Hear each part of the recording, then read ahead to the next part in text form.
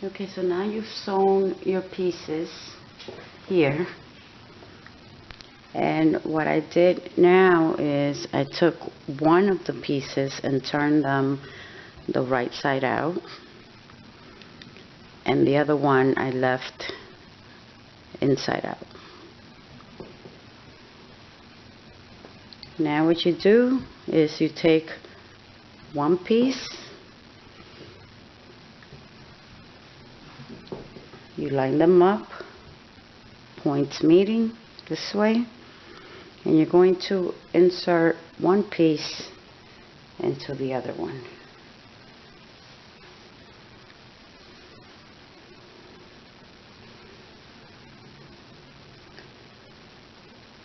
You're going to line up the edges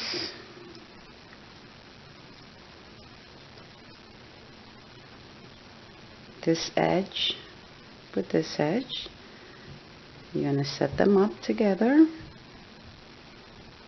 like this, and you're going to pin that part.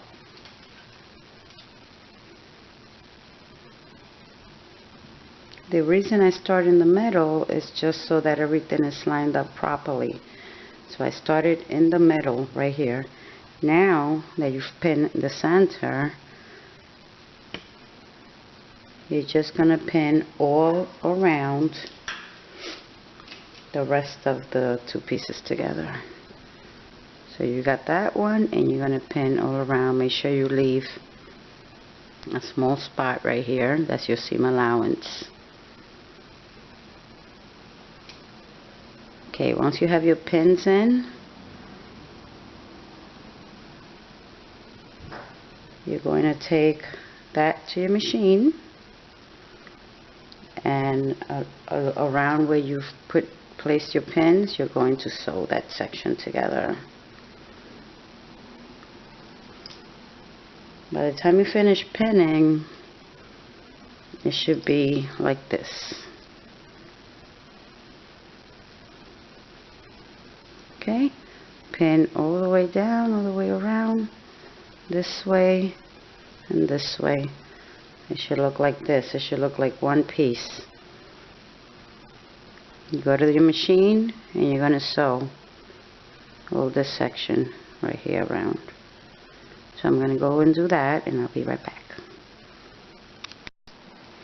So now you've sewn your pieces together, and this is what it should look like. It should look like this. See these pieces? You've sewn them together. This is this number 3 stitch, stretch stitch on the Brother CS6000I.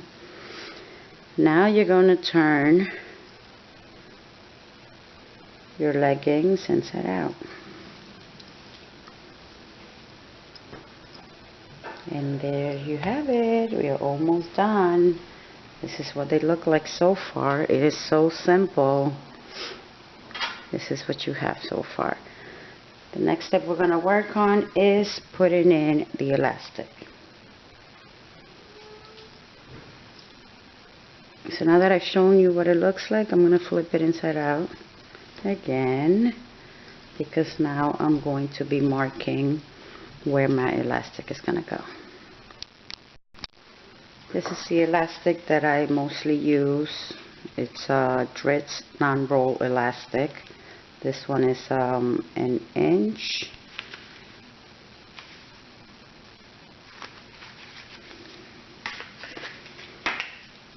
So you're going to measure with the elastic like this, just so that you know how wide your casing is going to be. I always leave a little spot right here for that fold so that it could look more professional. So this is what I'm going to do. I'm going to fold it this way.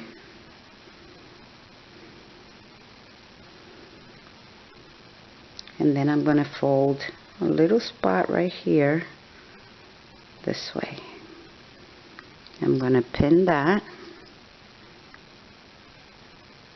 I'm going to do that all around my waist. like this. You're gonna do pin, fold a little edge, and pin. Do that all around, leaving, when you get back to this area, leave about an inch open. Leave an opening because this is where you will be inserting your elastic. So do that. Measure your waist. Flip the little corners, the little edges.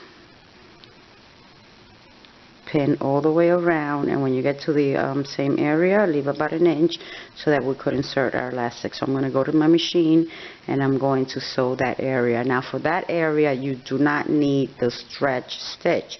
You could use a basic stitch. On my machine I'll be using stitch number 1, which is on my brother CS6000i. I'll be using the stitch number 1 to sew around these edges. So I'm going to do that and I'll be right back. So now you've already sewn the casing for your elastic. Casing is already done. I left that little opening. And now what I'm going to do is I'm going to put my elastic in. There are different ways to attach elastic to your projects, but I still find this to be the easiest way to do it. Take a safety pin, put it on your elastic like this. If you feel you need to measure your waist first, do that. I usually do it like this, so that the other end doesn't go through what I'm trying to put this end through. But if you need to measure your waist, measure your waist. Leave yourself about an inch extra, because that's where you'll be sewing the pieces together once you're done putting it into the project. So you have your safety pin, you have your elastic, and you have your opening. What you do is you put the safety pin through the opening, and followed by the elastic. With this hand you could be pushing on the safety pin like this and pulling your fabric this way so that the elastic will go through. So go ahead and do that. Put your elastic all the way in. I'm going to do that to my piece, and I'll be right back. Okay, so I've inserted my elastic in the casing with the safety pin. And this is what it will look like. If you like it to be flat, then give yourself the extra elastic. If you like it to be kind of scrunchy, then you just got to cut your elastic a little shorter if you want it to look this way when you're done.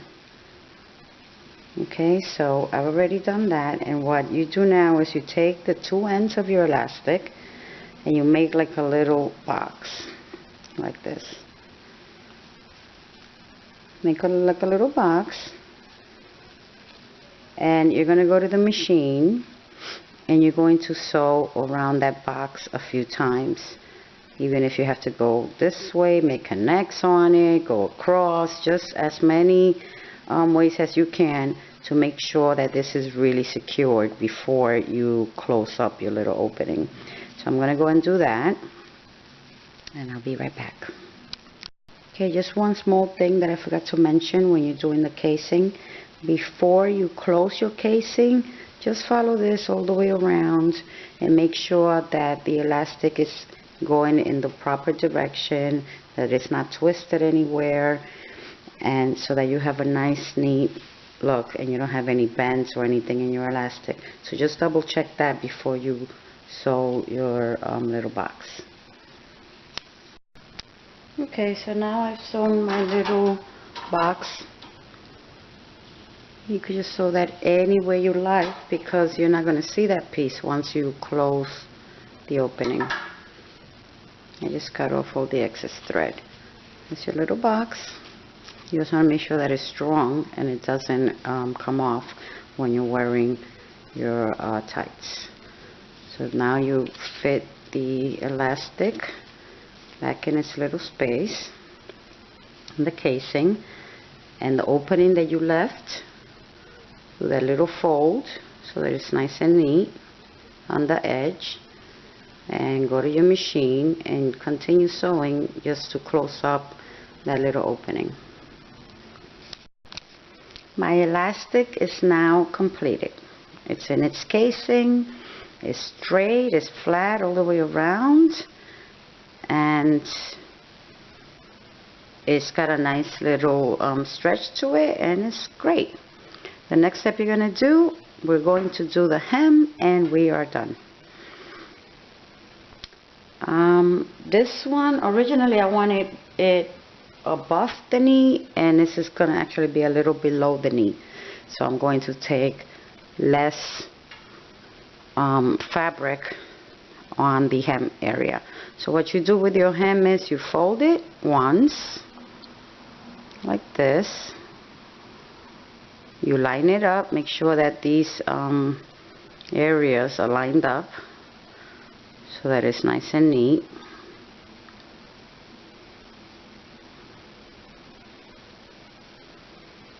Like that. Once you do that, fold it one more time, like this, all around. Pin it if you have to. Make sure that it's even. It should look nice and neat. Just to give you an example what it should look like by the time you finish pinning. Sometimes I'll stop the camera to do the pinning and the sewing just to make the video a bit shorter so that I don't bore you with a really long video. But if you ever need anything explained in more detail, please make a comment and I will be more than happy to go and explain everything in more detail. This is what it should look like. Once you do that all around the legs, go to your machine and sew at the top edge, and you could use a regular stitch for that, just on the top edge, or stretch stitch depending on how wide your bottom is here and depending on your size also. Okay, so I'm gonna go do that to both sides, and we really are almost done. So you've done your hem and you are done. What the other thing that I did, which is optional if you have fabric that will fray or that it looks a little messy, I've done a little stitch on this edge, all on the around all the rough edges. I've done that stitch. It just makes it look more professional. I don't have a serger, but this is just makes it look much more neater. So we've completed this project. If you watch a little longer, I'm going to put it on just so that you can get an idea of what it looks like, but this is what it looks like completed. It's actually awesome when you make something and you wear it, you know you made it, or you make something for your family and friends and they wear it. It's just such a satisfying feeling. So please keep me inspired. I love doing these little videos. If I could help one person, that's fantastic for me. So please subscribe to my channel. Please like my channel and keep coming back every time I have something simple that you could use and have a great time doing it, have a lot of fun doing it. I will post it, so please subscribe, and thank you for watching. Stick around and I'll let you see what this looks like on. Thank you.